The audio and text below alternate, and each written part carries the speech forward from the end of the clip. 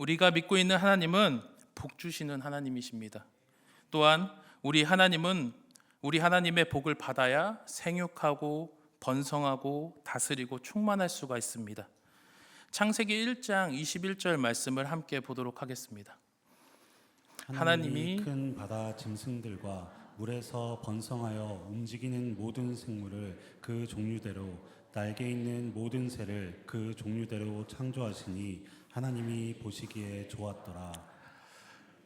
하나님께서 큰 바다의 모든 물고기, 또 날개 있는 모든 새, 그 동물들을 만드시고 창조하셨습니다. 그래서 이 동물들이 움직입니다. 짝들도 있으니까 짝들이랑도 다닙니다. 그래서 같이 먹을 것도 먹고 놀기도 하고 그렇게 지냅니다. 하나님이 창조하셔서 다 모든 것을 만드시고 난 다음에 그 다음 이렇게 말씀하십니다. 창세기 1장 22절을 보게 되면 하나님이 그들에게 복을 주시며, 이게 중요합니다. 우리는 무엇이 만들어지면 그때부터 저절로 되는 줄 압니다. 그런데 성경 말씀에서는 천지 만물을 만드시고 동물을 다 만드시고 난 다음에 거기서 끝나는 것이 아니라 그 다음에 하나님이 거기에다가 복을 주셨다 하는 것입니다. 그래서 그 복을 주시며 이르시되 생육하고 번성하여 여러 바닷물에 충만하라, 새들도 땅에 번성하라 하시니라 라고 말씀하십니다. 복을 주시며 하나님께서 말씀하십니다. 생육하고 번성해야 된다. 다른 말로 바꾸면 하나님의 복이 없으면 동물이 있고 암수가 있고 다 만들어져서 돌아다니는 것처럼 보여도 생육과 번성이 없다라는 겁니다. 만들어 놓고 나면 되는 것이 아니고 무엇이 만들어 놓고 그 다음에 무엇이 필요하다? 하나님의 복이 필요하다라는 것입니다. 창세기 1장 27절에서 28절을 보면 동물들만 그러한 것이 아닙니다. 우리 사람도 마찬가지입니다. 먼저 창세기 1장 27절 말씀을 함께 보도록 하겠습니다.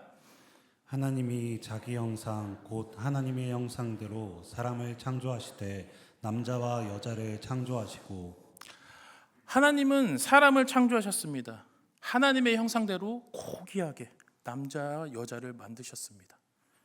이렇게 창조하고 나서 끝난 것이 아니라 그 다음에 28절을 보게 되면 하나님이 그들에게 복을 주시며 이것이 중요하다라는 것입니다. 이렇게 만들어 놓고 난 다음에 하나님이 그들에게 복을 주신 것입니다. 복을 주신 다음에 무엇이라고 말씀하셨습니까?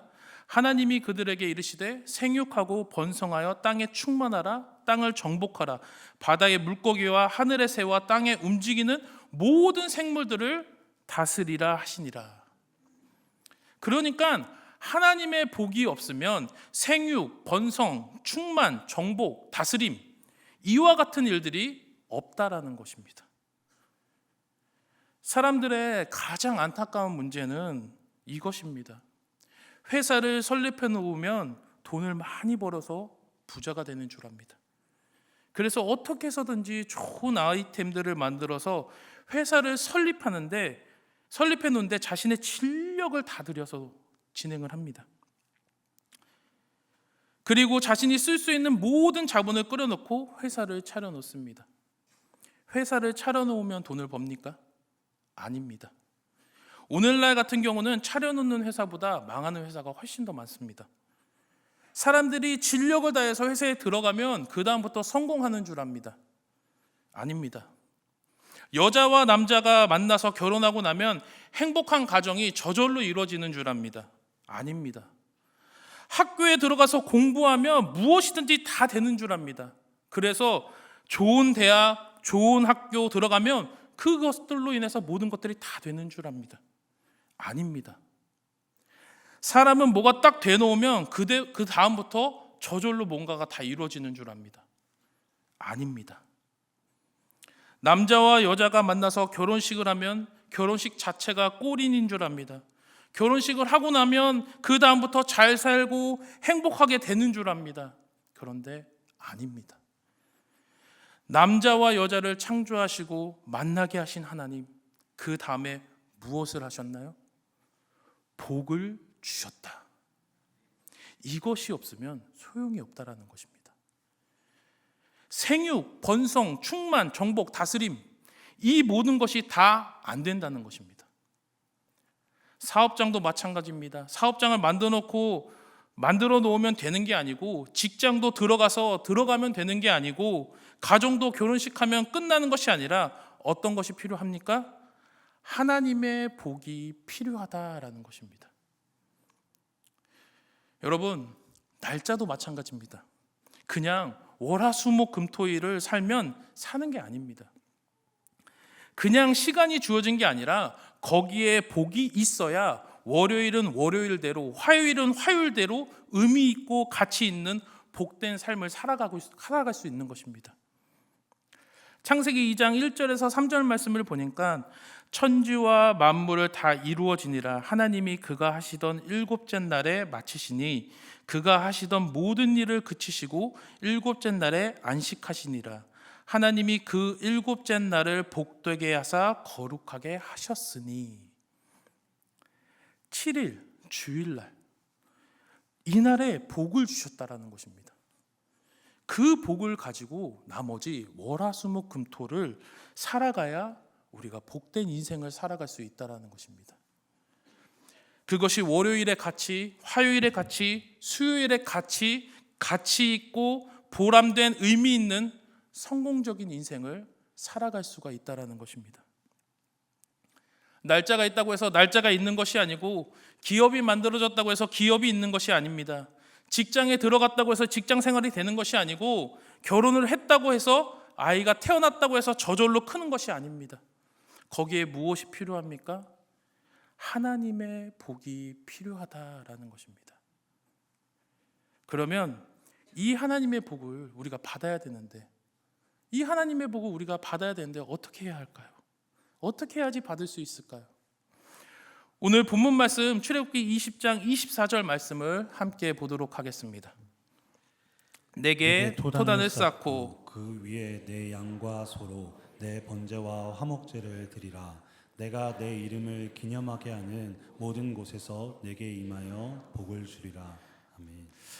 하나님의 이름을 기념하며 하나님 앞에 토단을 쌓고 예배를 드리고 제물을 가지고 하나님 앞에 번제와 화목제를 드리는 예배 시간에 하나님께서는 복을 주시겠다는 것입니다. 다른 시간, 다른 장소가 아닙니다. 그래서 예배가 중요한 것입니다. 그래서 예배가 귀한 것입니다. 그래서 우리가 함께 드리는 이 예배당이 너무 귀한 것입니다. 예수님을 믿는 사람들에게는 특이한 착각이 있습니다. 그것은 예수님을 믿는 사람들은 각 현장에서 복을 받는 줄 압니다. 이게 큰 착각입니다. 직장 생활을 열심히 성실하게 하면 거기서 복을 받는 줄 압니다. 아닙니다. 성경에서는 직장 생활에서 복을 받는다는 것이 아니라 예배 시간에 복을 주고 그 복을 가지고 직장으로 나아가야 하는 것입니다.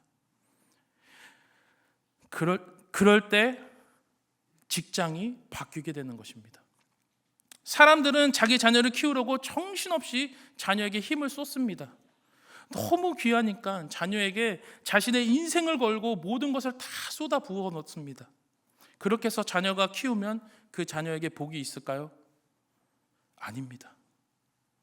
가정에서 그 자녀를 키울 때 복이 있는 것이 아니라 예배 시간에 복을 받아야 한다는 것입니다.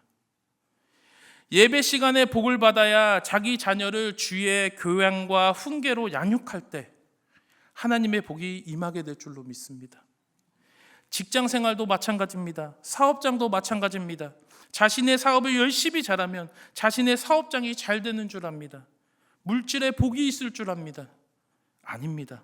사업장에 복이 있는 것이 아니라 예배 시간에 복이 있습니다. 성경 말씀에 분명히 말씀하고 있습니다. 너가 토단을 쌓고 나한테 번제와 화목제를 드리고 내 이름을 기념하여 하나님 앞에 예배드리는 그 시간, 그 장소, 거기서 내가 너에게 복을 주겠다. 일터가 아닙니다. 그곳은 복을 쓰는 곳이고, 가정이 아닙니다. 그곳은 복을 쓰는 곳이고, 직장이 아닙니다. 그곳은 복을 쓰는 곳이고, 사업장이 아닙니다. 그곳은 복을 쓰는 곳입니다. 예배 시간에 복을 받아 쓰는 것입니다. 그래서 예배가 너무 귀하고 소중한 것입니다. 예배 시간에 하나님께 복을 받으면 영향력이 생깁니다. 아브라함이 복을 받았습니다. 아브라함 때문에 롯이 복을 받았습니다. 거기 있는 지역이 복을 받았습니다. 여러분, 이 예배 시간에 복을 받아서 여러분들이 복 있는 사람이 되어서 여러분들이 만나는 모든 사람에게 복의 은혜를 나눠주시는 그 은혜가 있기를 간절히 소망합니다. 요셉이 하나님 앞에 복을 받았습니다. 그랬더니 어떻게 되었습니까? 그 요셉이 복을 받으니까 요셉 때문에 보디발의 온 집안이 하나님의 은혜가 임하게 되는 것입니다. 그러니까 한 명에게 하나님의 복이 임하면 그 사람 때문에 주변에 영향력이 생깁니다. 우리가 예배 시간에 그냥 왔다가 가는 형식적인 예배를 드리지 말고 하나님의 온전한 복을 받을 수 있는 은혜가 있기를 간절히 소망합니다. 예배는 일종의 선택입니다. 어떻게 예배를 드리느냐, 성경을 보니까 가인의 예배가 있고 아벨의 예배가 있습니다. 가인의 예배는 안 받고 아벨의 예배는 하나님께서 받으셨습니다. 그리고 난 다음 어떻게 되었을까요? 가인은 살인자가 되었고 아벨은 영원한 믿음의 전당 위에 그 이름을 올리게 되었습니다. 이들이 선택한 것은 직업이 아닙니다. 사람들은 직업을 선택하는데 참 많은 공을 들입니다. 결혼할 배우자를 선택하는데 너무 많은 공을 들입니다. 그래서 기도 제목을 초등학교 때부터 중학교, 고등학교 때까지 부모님들이 기도합니다. 이런 아이, 이러한 배우자 만나게 해달라고 합니다. 직장, 대학을 들어가는 것에 부모님들이 너무나도 신경을 많이 써가면서 기도하는지 모릅니다. 그런 거 다 중요합니다. 정말 중요합니다. 그런데 그런 걸로 인생이 바뀌지는 않습니다. 가인과 아벨을 보니까 이들의 선택은 직업이 아니었습니다. 예배의 선택이었습니다. 어떤 예배를 드렸느냐가 그들의 인생과 심지어 그들의 영혼까지도 바뀌게 되었습니다. 우리가 하나님 앞에 신령과 진정으로 드릴 수 있는 예배, 하나님이 받으시는 예배, 내가 복 받을 수 있는 예배를 하나님께 드리는 은혜가 있기를 간절히 소망합니다. 복 받는 시간은 예배 시간 하나입니다. 예배 시간에 거룩한 예배당에서 예배를 드림으로 하나님의 복을 받아야 가정, 직장, 학업 등 모든 삶에서 하나님의 복이 임하기 시작하는 것입니다. 예배 시간에 하나님 앞에 순종하고 하나님의 말씀을 잘 들으면 어떻게 될까요? 신명기 28장 2절에서 6절 말씀을 보게 되면 내가 내 하나님 여호와의 말씀을 청종하면 이 모든 복이 내게 임하며 내게 이르리니 성읍에서도 복을 받고 들에서도 복을 받을 것이며 내 몸의 자녀와 내 토지의 소산과 내 짐승의 새끼와 소와 양의 새끼가 복을 받을 것이며 내 강주리와 떡반죽 그릇이 복을 받을 것이며 내가 들어와도 복을 받을 것이고 나가서도 복을 받을 것이다. 아멘. 자손이 그냥 복을 받는 것이 아니고 성 밖에서 열심히 일했다고 해서 복을 받는 것이 아니고 복 받는 곳은 딱 하나, 어디다? 예배 시간이다라는 겁니다. 오늘 우리가 예배 가운데 하나님께 복을 받을 수 있는 예배를 선택하는 은혜가 있기를 간절히 소망합니다. 그렇다면 하나님이 받으시는 예배, 다른 말로 바꾸면 하나님이 복 주시는 예배는 어떤 예배일까요? 하나님은 예배드리는 사람을 찾는다고 말씀하셨습니다. 요한복음 4장을 보면 내가 신령과 진정으로 예배드리는 자를 찾는다라고 나와 있습니다. 이 찾는다는 말은 선택한다라는 말로 바꿀 수도 있습니다. 스카우트하겠다, 그런 말과도 똑같습니다. 그라운드에서 축구 선수들이 막 뜁니다.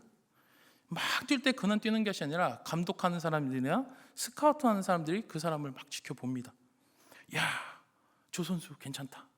야, 저 선수 정말 잘 뛰는데? 야, 괜찮다 하면서 뽑아가지고 오는 것입니다. 그래서 그 선수를 국가대표도 만들고 프롬팀으로도 뽑고 그렇게 하는 것입니다.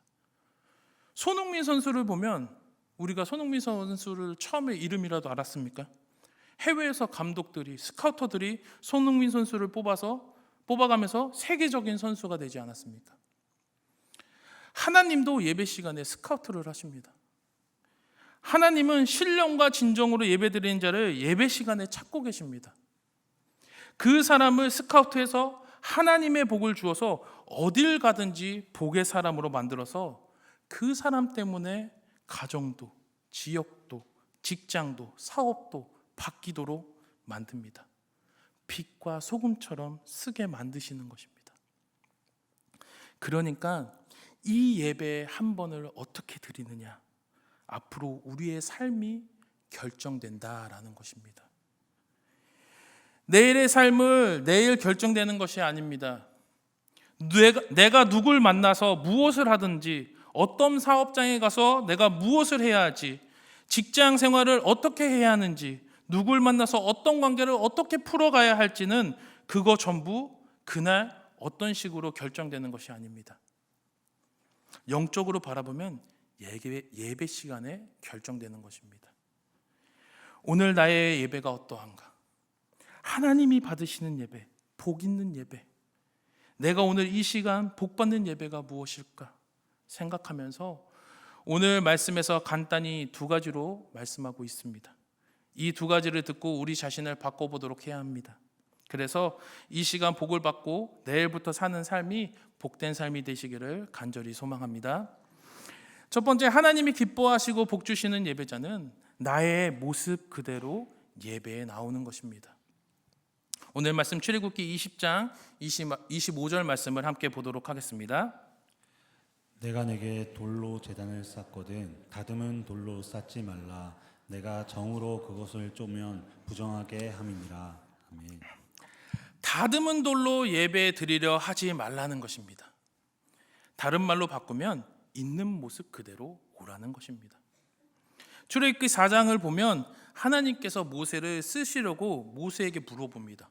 너 손에 든 게 무엇이냐? 그러니까 모세가 뭐라고 하냐면 지팡이입니다.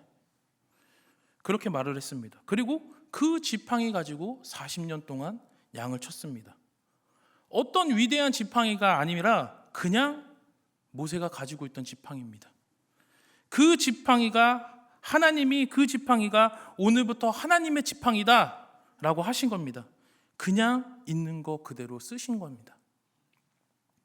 마태복음 21장을 보면 예수님이 예루살렘 성에 입성하시는데 그 마을 어귀에 가서 새끼나 아기 한 마리를 끌고 오라고 하십니다. 그래서 제자들이 가서 나귀를 끌러 가는데 주인이 와서 이거 왜 끌고 가려고 하십니까? 하고 물어보면 주가 쓰겠다 해라 하고 제자들이 그 나귀를 끌고 왔습니다. 그리고 예수님이 그것 타고 입성을 하셨습니다. 그런데 나귀는요 원래 사람이 타는 게 아닙니다. 나귀는 허리가 약하고 어깨가 강합니다. 말은 어깨가 약하고 허리가 강합니다. 그래서 사람들이 허리가 강한 말을 타고 다니는 것입니다. 그런데 나귀는 허리가 약하고 어깨가 강하기 때문에 멍에를 메고 수레를 끌고 다니는 것입니다. 말은 어깨가 약하고 수레를 끌면 다칠 수가 있습니다. 그러니까 말을 타고 다니는 거지 나귀를 타고 다니는 게 아닙니다. 그리고 나귀는 허리가 약해서 빨리 가지도 못합니다.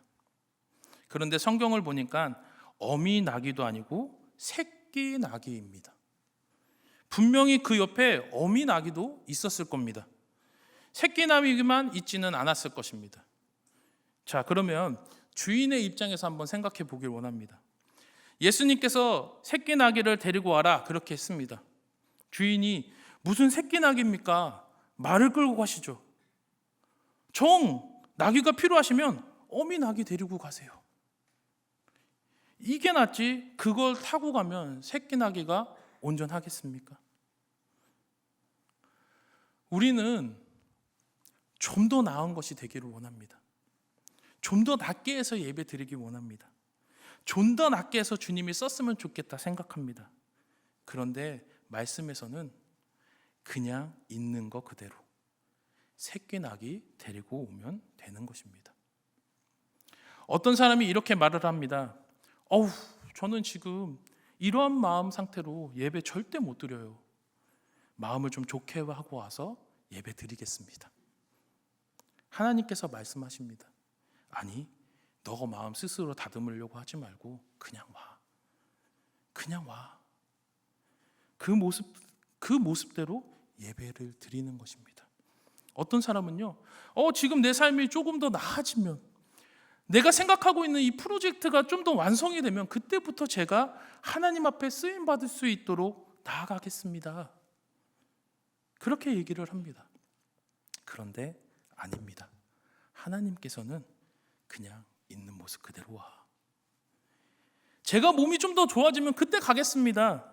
아닙니다. 하나님께서는 아픈 모습 그냥 그대로 와. 그렇게 말씀하고 계시는 것입니다. 성경을 보면요, 2개의 대야가 나옵니다. 대야 아시죠? 손 씻는 거, 물 받아서 이렇게 손 씻는 거. 이 2개의 대야가 나옵니다. 한 가지 대야는 예수님의 대야입니다. 이 예수님의 대야는 예수님의 십자가에 달려 돌아가시기 전 마가의 다락방에서 제자들의 발을 닦아주던 대야입니다. 베드로 순서가 되었습니다. 요한복음 13장에서 베드로가 주님, 제 발은 못 닦습니다. 제 발을 어떻게 닦습니까? 예수님께서 말씀하십니다. 아니야, 내가 네 발을 안 닦아주면 너랑 나랑 무슨 상관이 있는 거야? 없는 거야. 그러니까 내가 너 발 닦아줄게. 베드로가 또 다시 얘기합니다. 그럼 저 목욕까지 시켜주세요. 아니야, 너 목욕했어. 그냥 발만 닦으면 돼. 그리고 그렇게 닦은 겁니다. 먼지 나고 때 묻은 발, 지저분한 발 예수님 앞에 내놨더니 예수님께서 그 대야에서 깨끗하게 닦아주신 것입니다. 그게 베드로를 만든 것입니다. 또 하나의 대야가 나옵니다. 그것은 빌라도의 대야입니다. 마태복음 27장을 보면 빌라도가 어떻게 합니까? 나 죄 없어. 나 정말 죄 없어. 예수님이 십자가에 박은 건 너희들이 박은 거야. 난 몰라. 이렇게 하고 씻은 것입니다. 자기가 씻은 대야, 자기 죄를 씻지 못하는 것입니다. 그래서 지금까지도 사도신경을 보면 빌라도에 의해 십자가에 달리시고 라고 나오게 되는 것 같이 자기 죄는 아무리 씻는다고 해서 되는 것이 아닙니다. 사람은 자기 죄, 자기 허물, 자기 실수, 자기 자신의 잘못 절대 못 씻습니다. 누가 씻겨줘야 됩니까? 주님께서 씻겨주셔야 되는 것입니다. 요한일서 1장 9절 말씀을 보면 만일 우리가 우리의 죄를 자백하면 그는 미쁘시고 의로우사 우리의 죄를 사하시며 우리를 모든 불의에서 깨끗하게 하실 것이요 라고 나와 있습니다. 우리가 하는 일은, 우리가 그냥 할 수 있는 것들은 우리의 죄를 주님 앞에 자백하는 일입니다. 내 현실, 내 상황, 내 모습, 내 허물, 그 모든 것 다 하나님 앞에 내놓고 주님, 내 모습은 이렇습니다. 있는 모습 그대로 속임없이 다 내려놓고 주님, 제 모습은 이렇습니다. 주님, 내 환경은 이래요. 주님, 내 가정은 이렇습니다. 이게 우리가 하는 것입니다. 그것만 할 뿐입니다. 그거 내가 바꾸지 못합니다. 그렇게 주님께 내려놓으면 주님께서 어떻게 하십니까? 미쁘시고 의로우사 주님께서 깨끗하게 해주실 거라 믿습니다. 우리가 탕자의 비유를 알고 있지 않습니까? 탕자가 정말 위대한 이유는 딱 한 가지입니다. 딱 한 가지. 부모님 돈을 가지고 허랑방탕하게 다 사용을 했습니다. 그 다음에 돼지 주염 열매 먹으면서 살고 있습니다. 돼지 주염 열매 먹다가 와, 이거 도저히 못 먹겠네. 도저히 안 되겠다. 그냥 집으로 가자. 우리 부모님 집에 가면 얼마나 먹을 게 많냐. 그렇게 그냥 가자 하고 걸어온 것입니다. 왔더니 정말 아버지께서 끌어안아 주시고 씻겨 주시고 좋은 옷 입히시고 좋은 음식 다 주고 정말 자신이 원하는 대로 아들구실 하게끔 다 바꿔주셨습니다. 탕자가 잘한 거 그냥 아버지한테 간 겁니다. 아버지께 그냥 가면 됩니다. 그런데 이 탕자가 좀 더 올바르게 하려고, 좀 더 바르게 하려고 내가 아버지 재산을 축냈는데 그냥 가면 어떡하나. 탕자의 면이 서지 않지 않습니까? 그러니까 내가 어떻게 해서든지 아웅다웅하면서 최소한은 몰라도 아버지께 받은 그 재산만큼은 내가 가지고 가야지. 그렇게 돌아가야지. 그리고 이거 가지고 가서 아버지 죄송해요. 나 이거 가지고 왔는데 실패했는데 요만큼만 다시 돌려드립니다.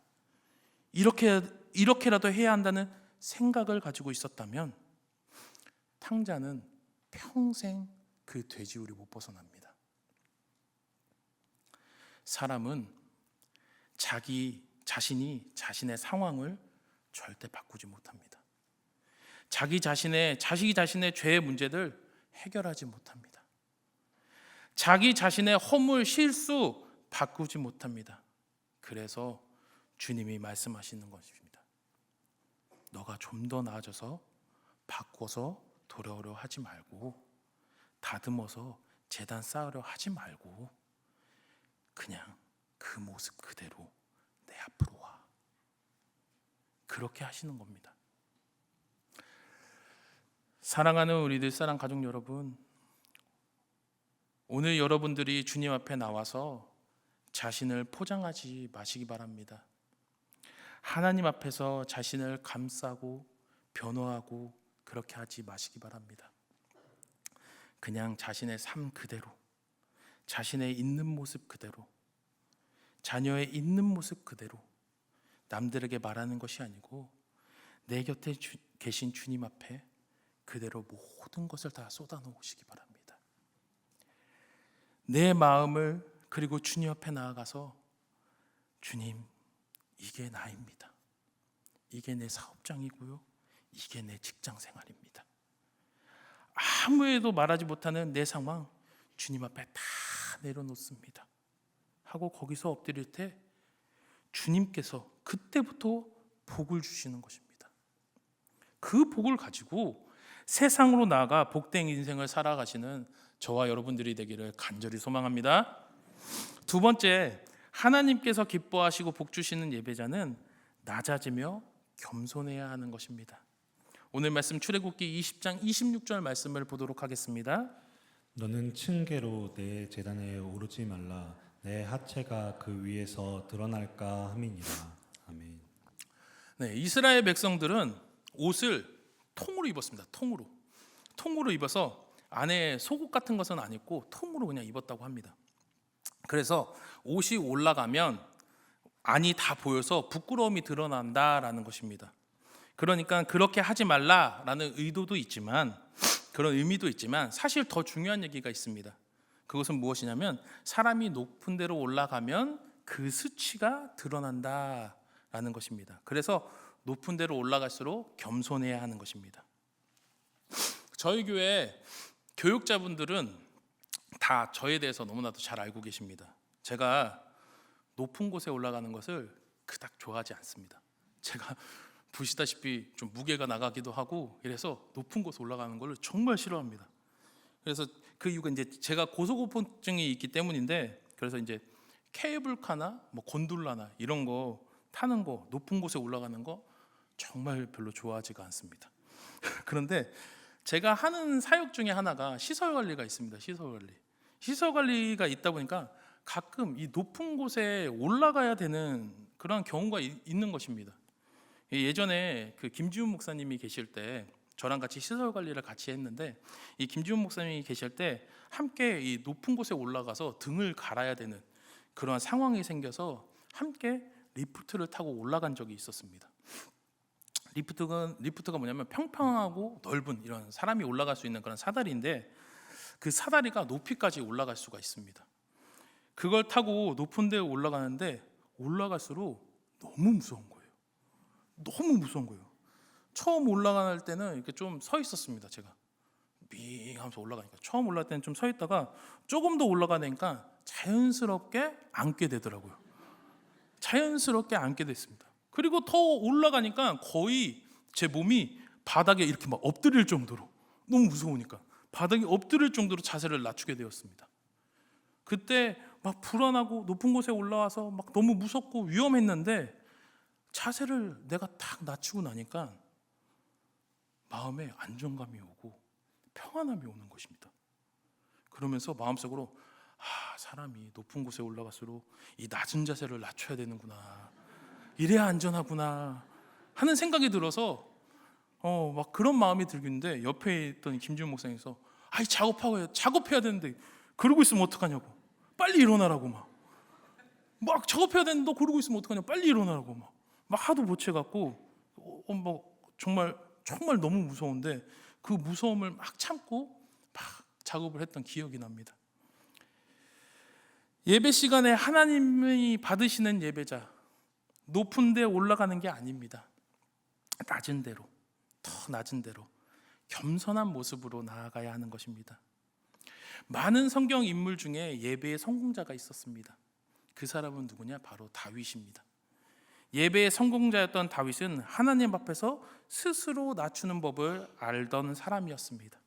시편 51편 17절은 그가 어떠한 마음으로 함께 예배했는지 잘 보여주고 있습니다. 함께 보도록 하겠습니다. 하나님께서 구하시는 제사는 상한 심령이라. 하나님이여 상하고 통회하는 마음을 주께서 멸시하지 아니하시리이다. 하나님이 구하시는 예배자의 특징은 자랑하는 것, 잘난 척하는 것이 나 이 정도 되는 사람이에요 라고 내세우는 예배가 아닙니다. 오히려 상한 심령, 상한 마음, 깨진 꿈, 지친 몸, 병든 모습, 그 모습 그대로 하나님 앞에 나와오는 것을 하나님께서는 더 원하신다는 것입니다. 일주일 동안 상처 입고 하나님 내가 이렇습니다 라고 하나님께 고백하는 모습, 그 모습을 하나님께서는 더 원하신다는 것입니다. 그런데 놀라운 것은 이렇게 자신을 낮추는 예배를 드렸던 사람이 바로 다윗이었다라는 것입니다. 시편 145편 1절 다윗은 이렇게 고백을 합니다. 왕이신 나의 하나님이여 내가 주를 높이고 영원히 주의 이름을 송축하리이다. 다윗은 전복전쟁을 통해서 주변 나라를 모두 이긴 왕입니다. 많은 사람들에게 축하도 받고 공물을 받고 조공을 받았기도 합니다. 그래서 정말 만왕의 왕 정도로 될 정도로 레벨이 올라갔습니다. 그런 다윗이 온 국민을 모아놓고 국가적인 예배를 드립니다. 그 예배 드리는 그 장소에서 다윗이 갑자기 자기 자리에서 일어나 자신의 왕인 의자에서 내려옵니다. 백성들 앞에서 뒤로 돌아서서 하나님의 제단을 향해서 무릎을 꿇고 두 손을 들고 이렇게 고백하면서 외치는 것입니다. 왕이신 나의 하나님, 내가 주를 높이고 영원히 주의 이름을 송축하겠습니다. 다윗의 고백이 무엇이겠습니까? 왕은 내가 아니라는 것입니다. 왕은 누구이십니까? 하나님이십니다. 나는 왕이신 하나님 밑에서 일개 신하만도 못한 존재입니다 라고 고백하며 말하고 있는 것입니다. 진정한 예배자, 하나님을 모시는 예배자는 무엇입니까? 우리가 그 자리에 있음을 인정하지 않는 것입니다. 나는 높은 자리에 있지 않습니다. 그 자리는 하나님의 것입니다. 하나님 나를 가르쳐 주세요. 왕이신 하나님, 내가 주를 높입니다. 이렇게 자기 자리에서 내려와야 합니다. 사랑하는 우리 늘사랑 가족 여러분들, 우리 하나님이 받으시는 예배자, 기뻐하시는 예배자는 이처럼 하나님 앞에서 낮아지는 것입니다. 그리고 자기 자신 모습 그대로 하나님 앞에 자신의 아픈 마음을 내려놓고 내가 이렇습니다. 그리고 나서 왕이신 나의 주님, 내가 이러니까 주님의 복이 필요합니다 하고 주님 앞에 엎드릴 때, 그때부터 복이 임하고 복을 받고 나서야 우리의 인생이 바뀌어지고 가정이 바뀌어지고 삶이 바뀌어지게 되는 것입니다. 오늘 이 예배 가운데 그냥 앉았다가 돌아가는 것이 아니고 엎드려서 다 쏟아놓고 하나님께 다시 받아 회복의 역사가 있는 은혜가 있기를 간절히 소망합니다.